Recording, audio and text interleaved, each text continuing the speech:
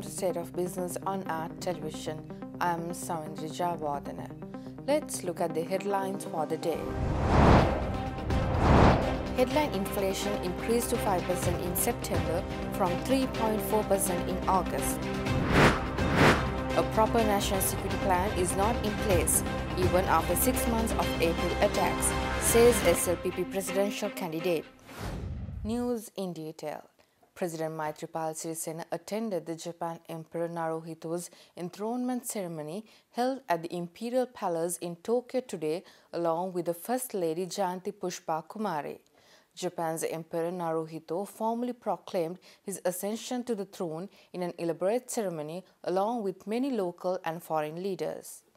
President Maithripala Sirisena arrived at the Narita International Airport in Tokyo yesterday to attend the enthronement ceremony of the Emperor Naruhito. Japan's Emperor Naruhito officially began his reign in May after the abdication of his father, the then Emperor Akihito. But after a series of traditional rituals inside the Imperial Palace in Tokyo, his ascension has now been formalized. Following the ceremony, President Sirisena participated in a banquet hosted by the new emperor for world leaders, the Secretary General of the United Nations, representatives of the European Union, heads of each foreign mission in Tokyo, and several other invitees. Meanwhile, during his visit, President Sirisena is also scheduled to meet Japanese Prime Minister Shinzo Abe to have discussions with him.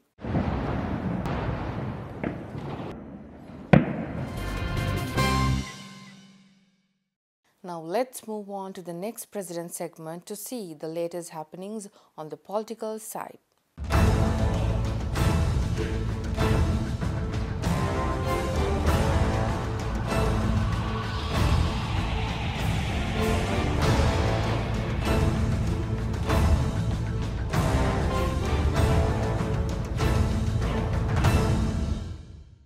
Prime Minister Ranil Wickremesinghe states that the country's economy cannot be improved without strengthening the common man's development and welfare. Speaking to street vendors and self-employed individuals at PETA yesterday, Premier Wickremesinghe also pledged to provide key relief measures to street vendors, including a proper insurance scheme. Accordingly, another election campaign organized to address the street vendors and self-employed individuals kicked off yesterday at PETA under the auspices of the Prime Minister Ranil Wickremesinghe. Minister Ravi Karnanayaka and UNP parliamentarian Mujibur Rahman were also present at the event. Premier Wickremesinghe also noted that their new government under New Democratic Front presidential candidate Sajith Premadasa would definitely place the requirements of the common man at the forefront. ආර්ථිකයක් ගෙනියන්න ලොකු වුණත් පොඩි වුණත් පොඩි ව්‍යාපාරිකයන් ලොකු ව්‍යාපාරිකයන් බැංකු ණය ඕනේ.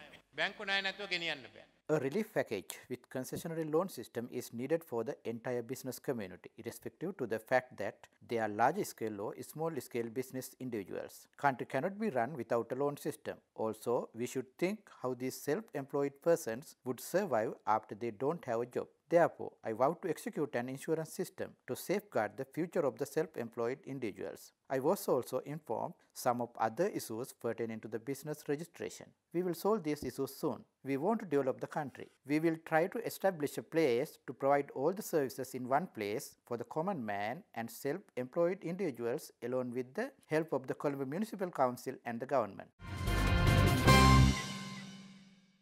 Presidential candidate of the Sri Lanka Podu Jana Peramuna, Gotabaya Rajapaksa claims that a proper national security plan has not been put in place by the government even after a period of 6 months from the April attacks. SLPP presidential candidate made these remarks addressing a public rally in Beliatha graced by the opposition leader Mahinda Rajapaksa last morning.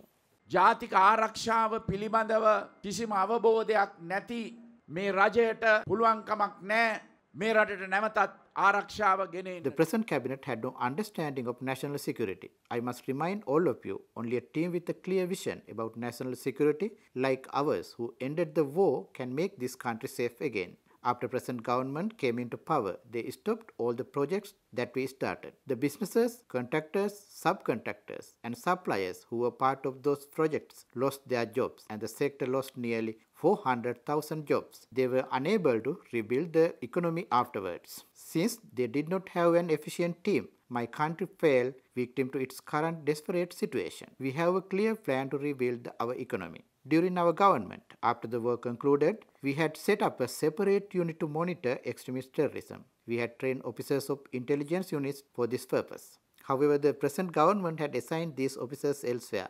They dismantled the special unit which we set up. This was the reason the government failed to act and prevent the April attacks, even after receiving information about the attack from foreign intelligence units. Even after 6 months, a proper national security plan has not been put in place. This is a government with no clear vision.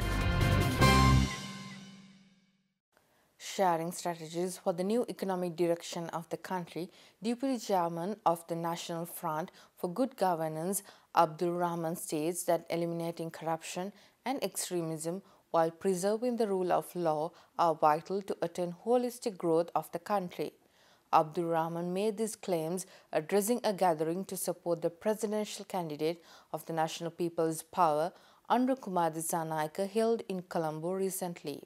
So three things has to be achieved if we are trying to achieve our, whether it be the economic objective, whether it's an educational objective, whether it's a social harmony objective, whether it's anything, three fundamental things has to be achieved. Number one, the corruption has to be eliminated. I mean, we don't see any examples in the whole world where corruption has been allowed and the country has thrived. There's no example. And also we don't see any single and simple example in any small organization where misuse of things have been allowed. An organization is allowing misuse of funds, misuse of resources where the organization thrived. No example. So it's a very, very simple thing, but unfortunately our people are not realizing. So that has to be our number one objective, and again, anyway, we are on the same platform, number one. Number two, a specific issue all of us are facing now, extremism and racism. Without eliminating this, we cannot build an economy. We cannot build a market where you have an equity, you have an equal opportunity for everyone to achieve according to their on an equal base, according to their abilities. So that is number two. And three, a fundamental, a meaningful implementation of law, rule of law. So without achieving these three, Muslim community or Tamils or any other communities or the majority communities, we cannot think of a country where we all live happily.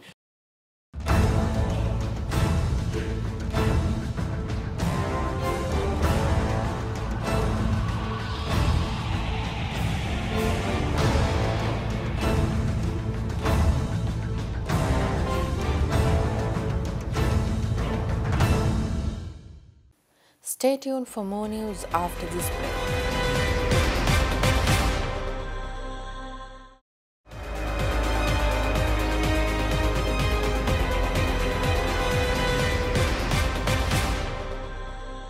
Welcome back after the break. Headline inflation as measured by the year-on-year change in the National Consumer Price Index increased to 5% in September from 3.4% in August same year. The change in the NCPI measured on an annual average basis increased to 2.3% in September 2019 from 2% in August 2019. The monthly increases of prices of items in both food and non-food categories contributed to this increase as reflected in year-on-year food and non-food inflation, recording 4.9% and 5.1% respectively in September 2019. In addition, the low base that prevailed in the corresponding month of the previous year also contributed for this increase. The change in the NCPI measured on an annual average basis increased to 2.3% in September 2019 from 2% in August 2019. Monthly change of NCPI recorded 0.7% in September 2019, and it was due to the price increases observed in the items of both food and non-food categories. Within the food category, prices of vegetable, rice and big onions recorded increases. Moreover, within the non-food category, prices of the items in education and clothing and footwear subcategories increased during the month. Central Bank in a statement said that the core inflation, which reflects the underlying inflation in the economy, declined to 5.6% in September 2019 from 5.9% in August 2019 on year-on-year basis. However, annual average core inflation increased to 5.2% in September 2019 from 5% in August 2019. The annual international conference for heads of schools organized by the International Schools of Sri Lanka, the association of the premier international schools in Sri Lanka, will be held from 22nd to 24th November at Waligama in Matara under the theme Leading and Learning in Turbulent Times. TISSL, formed in 2003, brings together the heads of the notable international schools in Sri Lanka to elevate the education system to keep up with global education standards. TISSL also focuses on exchanging innovative teaching and learning methodologies practiced among member schools and increasing collaboration within schools for mutual benefit. Thus, this year's conference is the 7th annual international conference, and it will focus on turbulence that may occur as a result of both external and internal factors, natural disasters, acts of terrorism, other issues such as changes in the technological and geopolitical landscapes, or internal factors such as significant changes in company strategy or deteriorating performance, etc. Moreover, this year's conference will feature 4 eminent foreign speakers from around the world in keeping with TISSL commitment to bringing global best practices of world-class education to Sri Lankan classrooms. The International Schools of Sri Lanka, known as TISSL, is proud to present the 7th annual conference for the theme on leading and learning in turbulent times. We are proud to say that this year our conference is going to be held on the 22nd and 23rd of November at the Marriott Spa and Resort. And it'll be an exciting time to get ready and learn and prepare the future generations on how to cope with turbulent times. We have got an exciting lineup of speakers, and we look forward to seeing all of you there and making it a success and bridging the difference between international, national, and private schools and those interested in the education system. Satkaraya, a ceremony of Hema's hospitals to celebrate the national and international awards won by them, was kicked off in Colombo last week. Thus, Hema's Hospitals has won 18 awards for the past few months, along with the Hospital Management Asia Award in the international arena, making it the only hospital group to claim a major foreign award this year.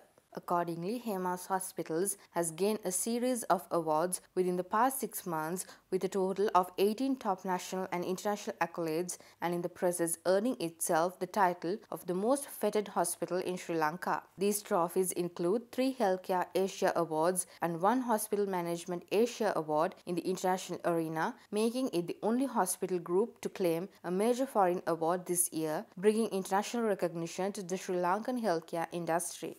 Meanwhile, within the local sphere, the organization received 3 awards from the National Institute for Occupational Safety and Health and 9 gold awards, 1 silver award and 1 bronze award from the National Convention for Quality and Productivity. Hema's Hospitals was the first hospital in Sri Lanka to obtain an international accreditation when it was accredited by ACHSI, Australian Council for Healthcare Standards, setting new benchmarks in patient safety and quality for other hospitals to follow. And we set a benchmark in the hospital industry in terms of quality. Hema's Laboratories was the first laboratory chain in the country to launch a fully integrated web portal, not only to push your reports to a handheld device, but also that stored historic information and also compared your test results graphically. Hema's Hospitals is once again the first hospital to launch a hospital healthcare app, bringing convenience of healthcare to the fingertip of our patients. IT Gallery, the distributor of video surveillance products and solutions and the national distributor for Hikvision in Sri Lanka, conducted Hikvision Deep Learning Summit 2019 in Colombo recently. Hikvision is a pioneer in the video surveillance, networking and intelligence, and has ventured into new business verticals such as intelligent storage solutions, smart home solutions, etc. IT Gallery is one of the value-added distributors of globally renowned brands in ICT products and services in Sri Lanka. Accordingly, the Hikvision Deep Learning Summit 2019 introduced the IT Gallery partners into deep learning-driven security service solutions and the most modern smart surveillance solutions. Representatives from the entire partner base of IT Gallery, comprising over 350 entities from all regions of Sri Lanka, were present at the event. The participants were educated on the advantages of artificial intelligence, video surveillance, and several other subject areas. In addition to knowledge sharing, the event also functioned as a platform to recognize and reward the partners of the company from across the island for their achievements in the past year. Stay tuned for stock updates after this break.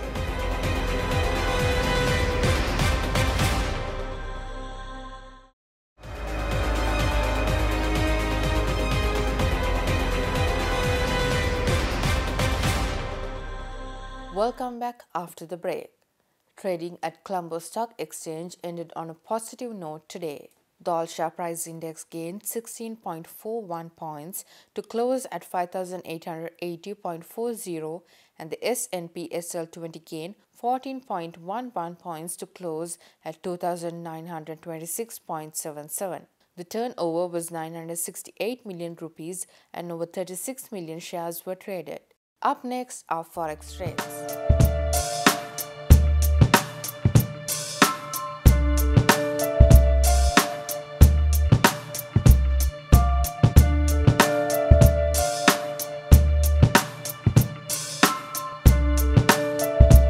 That's all news for today. Do join us tomorrow with State of Business.